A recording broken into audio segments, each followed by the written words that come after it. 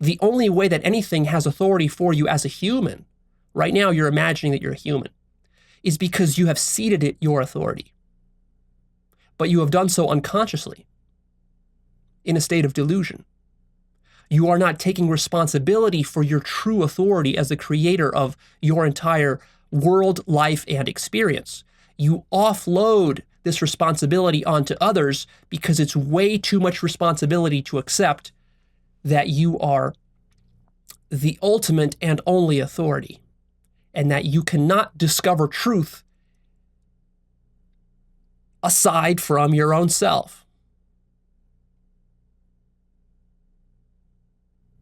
What I'm saying is that if you say that some source is true or credible, you are in fact creating that. So very practically, in the human realm, we've got things like Nobel Prizes, PhDs, doctorates, diplomas, credentials. None of this has any value or meaning or significance or authority in and of itself other than the authority that you give it. So here's how authority really works. You start out life with 100% absolute authority. Then you unconsciously give that authority to parents, teachers, adults, politicians, leaders, celebrities, scientists, people with Nobel Prizes, PhDs, institutions, governments, cultures, and so on and so forth. You make various judgments about who you can trust and who you can't trust. And in doing so, you are actually projecting your authority in an unconscious way and then denying that that authority came from you. So, for example, you might listen to some Nobel Prize scientist tell you something, and then you will say, whoa, that's a very trustworthy person. Look at how credible that is. He's so truthful. What he says must be true. And when I tell you, are you conscious that you are the one who is giving the truth power to him? You will say no, because you'll say that, no, Leo, he's a scientist. He's very well respected, and he's got a bunch of Nobel Prizes and PhDs and all of this, and the community respects him, and science is a credible industry or a credible epistemic process, and therefore that's why it's the truth. It's not the truth because I say it's the truth. Leo, it's the truth because it actually is the truth. And what I'm telling you is that that's wrong. You're wrong.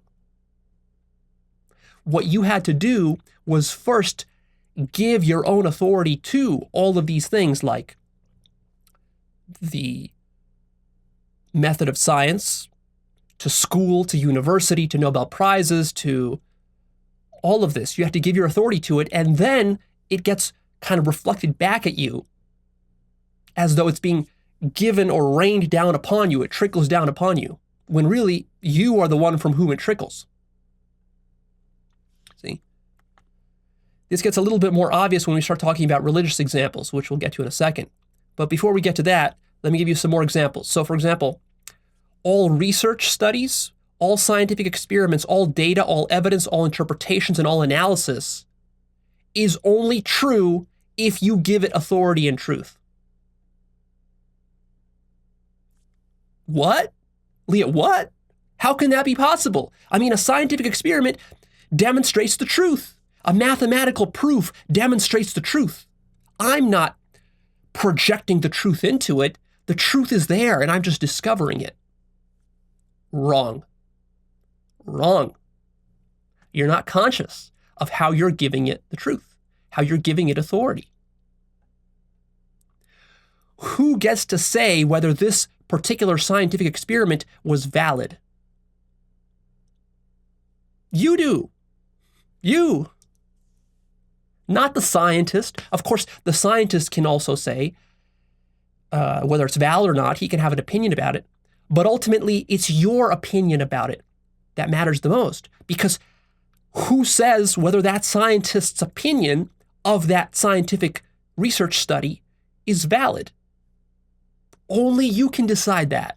Nobody else can decide that. Who gets to decide what counts as evidence? In the end, only you. Who gets to decide whether a particular interpretation or analysis of a situation is correct? In the end, only you. Who gets to decide what counts as data? Only you. This is a little bit more obvious in religious examples. So, for example, we've got religions, we've got holy books, we've got scriptures, we've got gurus, priests, rabbis, imams, politicians, and kings. And in the past, these all, the politicians and kings and priests, all of this was mixed together. Now we have a little bit more separation of church and state than we used to. But for thousands of years, this was all mixed together. And in fact, actually, science was also mixed into this, and philosophy and universities, they were all mixed into this. Universities were religious schools. That's what they were originally. Don't forget that. So, you see, who determines whether a religion is credible and valid? You. Only you. You could say, oh, Leo, but we can take measurements and we can scientifically debunk certain aspects of the Bible. Only if you give your consent to those debunking efforts. Who determines whether the debunkers are actually valid or not? Only you. Which is precisely why, if you haven't noticed yet, people around the world believe such crazy things. There are so many different worldviews and beliefs and religions and scientific theories and conspiracy theories and just political theories, just God knows how many ideologies and cults and all of this. How is any of this possible? It's possible precisely because people are not aware that whatever they give their authority to becomes an actual authority in their life. They're imagining it. And the reason that's happening is because you have the ultimate authority within you. You get to say what's true. You might say, well, Leo, but nobody can deny and contest an obvious truth like that the sun is shining in the morning when you walk outside. No one can deny the existence of the sun. Wrong. Of course you can deny the existence of the sun. You can say that the sun is a hallucination.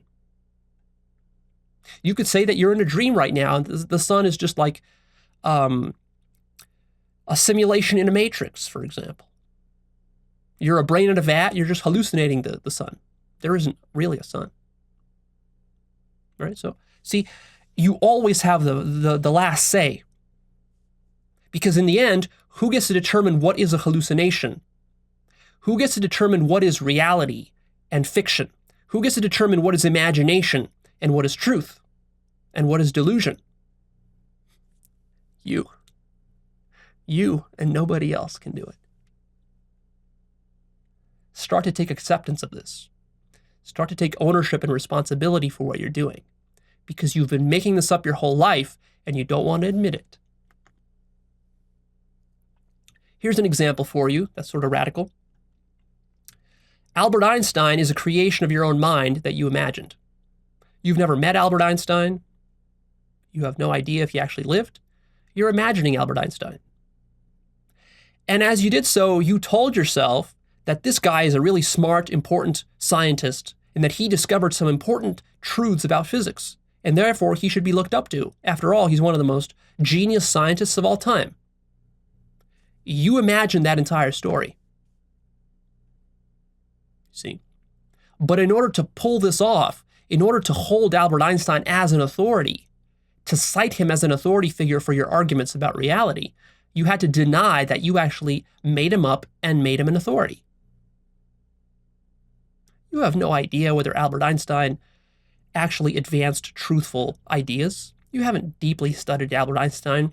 You haven't studied his theories of general relativity. You don't really understand what he talked about. You imagine that you do. You believe it. You have faith in it. And therefore, it's an authority for you. And you use it to anchor your worldview. You see? You do this, of course, not only with Albert Einstein, but in 100 different ways, with various scientists, religious leaders, gurus, spiritual teachers, parents, educators, politicians, leaders, you name it. this helps you to create a sense of reality. Because, see, why do you do this? Because if you do this and you're not conscious that you're doing it, then what you can do is you can create the illusion of an independent source of truth. You can then say, oh, but I read it in a book and therefore it must be true because I trust that book. Or, Albert Einstein wouldn't be lying to me. There's no way he could be wrong because he was tested, his theories were tested by other scientists. But how do you know that? Because you read it in a book somewhere? Because you listened to it in some YouTube video? You see? So now you're giving authority to YouTube videos and to books. But how do you know that that YouTube video or that book that you read in elementary school was correct? You don't. It's faith. We're talking about faith here. What I'm saying is that 99% of your entire worldview and everything you believe is held on blind faith. But of course, you don't like to admit that. Especially if you're scientifically minded, you hate to admit this because you want to differentiate yourself from the religious people. So you think that you have some leg up on them and that you don't use faith to build your worldview. Well, you're completely deluded in this respect. That's what I'm trying to show you.